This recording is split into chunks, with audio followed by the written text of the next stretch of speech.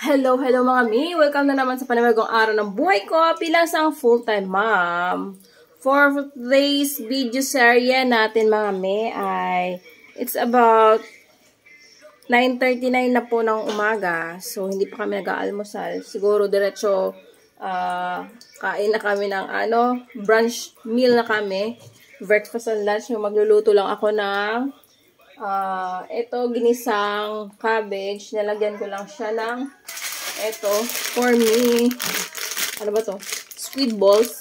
Ayan, yun lang isahog ko. Tapos, excuse me. Tapos, ayan, may natira pa akong dito. Ito ba to? Ayan, malaking isda. Nakalimutan ko tawag dito. Anong isda to? So, ko lang to. Sabawan ko lang din para sa mga bata. So, parang sinigang. Gawin nating maasim yung sabaw para kumain si kuya. So, let's go!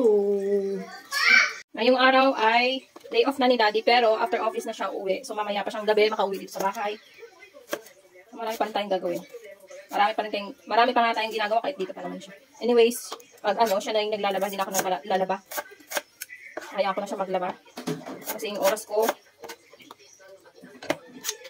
ay para sa mga pangailangan ng mga bata.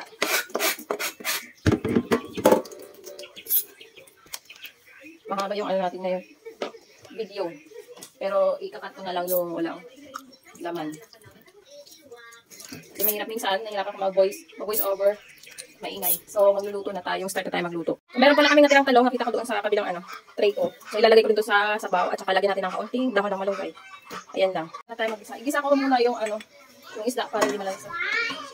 Hinatay ko muna yung aboy kasi manipis lang tong kawali. Kasi rola ko baka masama.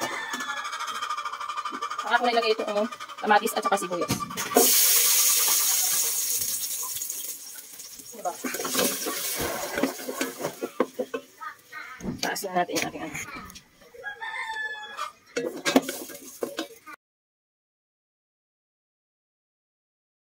So, yun na nga, iginisa ko na yung kamatis, sibuyas dito sa ating isda ng pampalasa at nilagyan ko ng tubig. At ito na kumulo na, ilagyan na natin ang ating malunggay. Ganyan lang.